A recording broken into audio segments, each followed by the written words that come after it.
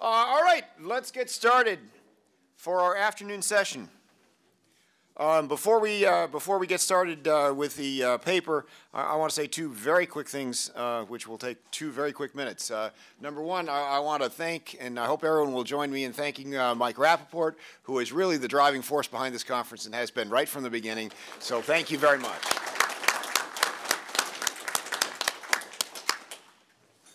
The second thing is that I want to acknowledge Justice Scalia, whose funeral is today in Washington, D.C. Many people have gathered there to honor him, but I think we also honor him today here by carrying on with so much that he has inspired, and I think it's exactly what he would want us to be doing, is to be sitting around and talking about these issues. A quick memory of Justice Scalia. Thank you. All right, so for our next paper, we will have John McGinnis and Mike Rappaport. Our commentator is Chris Green. We will have the regular rules, and we will start with John. Well, thank you very much, and very much look forward to your comments. This is very much a work in progress. We thought it would be useful to use these few minutes to emphasize the structure and what we think are the 3 major contributions of the paper. The first contribution is to try to show that both the major schools of originalism need to rely on interpretive rules. We argue that whether one interprets the constitutional document based on original intent or original public meaning, you need to employ the original interpretive rules. To be frank, we see some problems with the original intent form of originalism, particularly because of its aggregation difficulties. One way of tempering these difficulties is, though, to understand original intent as an interpretive intent rather than a substantive intent. That is, the interpreters intended to have the words construed in accordance with the conventional interpretive rules deemed applicable at the time to a document of that type. And that's what, when a multi-member lawmaking body enacts a document against a background of an interpretive rule, the actual intent of individual legislatures is more reasonably understood as an interpretive intent. It's probably what they would have wanted, because that's how language is normally construed. We then argue that also under the original public meaning approach, the original interpretive rules should be also used to interpret the Constitution. The original public meaning approach requires interpreters to look to the meaning that an informed and reasonable person would have given to the document. Such a person would look to the applicable interpretive rules no less than to word meanings and grammar rules. Thus, one of the important consequences of this first analysis is that there would likely be a large, perhaps a complete overlap between the interpretive rules used under either theory.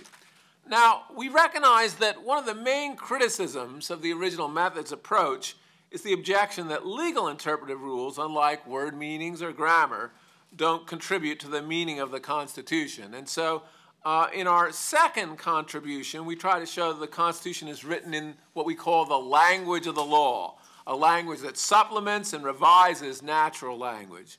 The original methods are among the rules of this language, and thus they help constitute the meaning of the terms written in the language, no less than do the rules of a natural language help constitute the meaning of that language.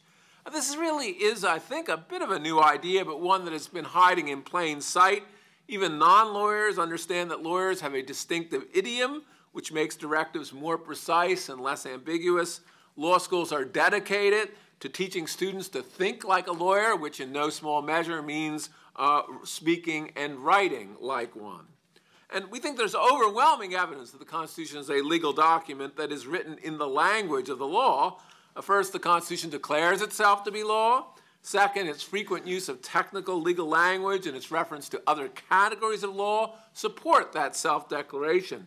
Depending on how one counts, and it's a little difficult to figure out how exactly to count, there are between 30 and 40 clear references in this relatively short document to technical legal language.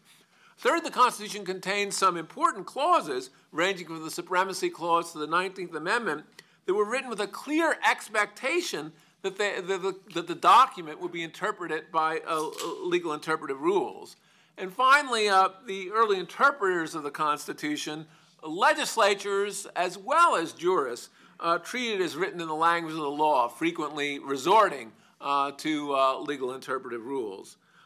Now, we don't think it's a requirement that everyone knows all the rules of the language of the law, any more than it is a requirement that everyone knows all the rules and meanings of words in a natural language. To be sure, each rule had to be known by some people, just as the meaning of words and rules in a natural language do, and there had to be all the ways of determining what those rules had to be publicly available.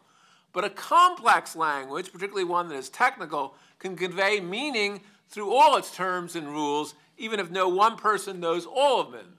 That kind of spontaneous order of language seems to us part of its utility and beauty. Our paper thus tries to tell a new story about legal interpretation, that the distinctiveness of the language of the law has systematic relevance for the theory of its interpretation. And the language of the law, of course, emerged over hundreds of years of jurisprudence. It evolved in part to help resolve characteristic problems of legal interpretation. To read the document as ordinary language then would be to misread it, and more importantly, perhaps, to deprive us of resources to resolve what appear to be indeterminacies. And thus our insistence on the centrality of the language of the law leads directly to what we see as the final contribution of the paper, the idea that this distinctive legal language may help reduce and perhaps substantially reduce the need for a construction zone. We recognize, of course, that the presence of a construction zone is ultimately an empirical question.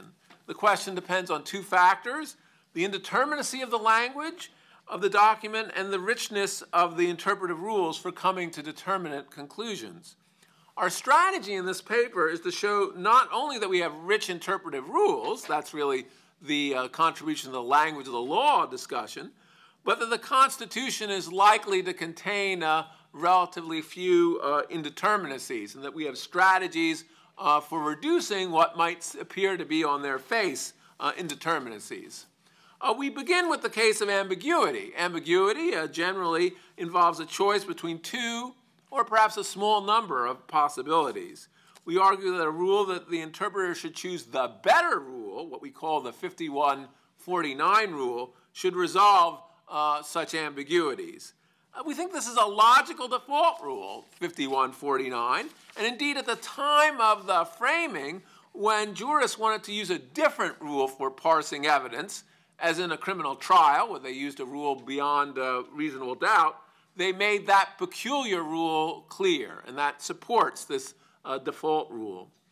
The strongest case for an irresolvable uncertainty involves vagueness. But we show actually that many terms that are said to be vague actually involve what we call related meaning ambiguity, a situation where there are actually a limited number of possible meanings, not the unlimited number presented by a completely vague term. For example, the term property might have a number of usages drawn from law, from narrower to broader, such as merely real property, or real and personal property, or real, personal, and intellectual property. Choosing between those limited number of usages really resembles a case of clarifying ambiguity more than one of resolving vagueness.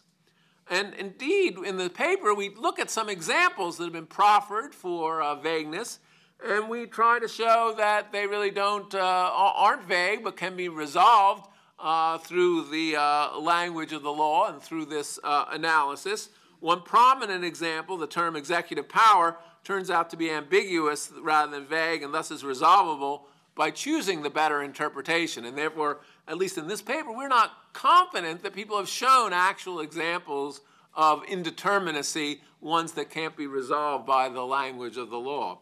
Thus, our investigation into the legal nature of the document and the nature of indeterminacy does have important implications for how far one needs extra legal norms to interpret the Constitution.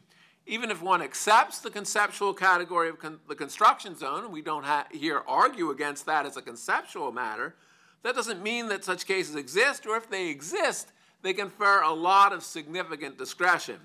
We believe that it is possible there's no matters in the construction zone. As a matter of fact, this would occur because very careful drafting of the Constitution with the understanding that there are characteristic problems that the framers spent time on addressing, and together with that it's interpreted according with elaborate and careful rules from the language of the law, would always produce determinate results. We're not making that claim. We just put that out as a possibility.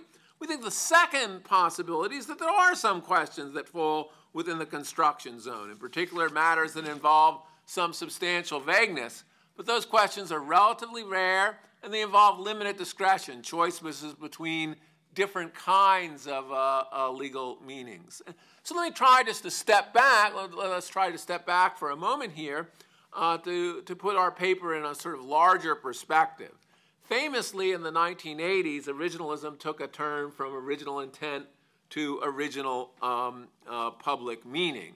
I think our paper more broadly reflects what I would call a legal turn in originalism. Original methods moves the focus just from what we might call ordinary public meaning to legal public meaning. I very much take Will Bode and Stephen Sachs' paper as the law of interpretation, another way of making the legal turn in originalism. And what these ideas, and I think there are some others as well, I think what they share is an insistence that the Constitution was not created ex nihilo. It was created against the backdrop, a complex backdrop of law, a complex backdrop of law that the framers had available to them. And precisely because the Constitution was born into this world of law, there are resources for interpreters of that Constitution and decision makers under the Constitution to render judgments without as much discretion as one might think if one didn't understand the document to be written in this pervasive legal language and to be written against the background of the law of the world into which the Constitution was born.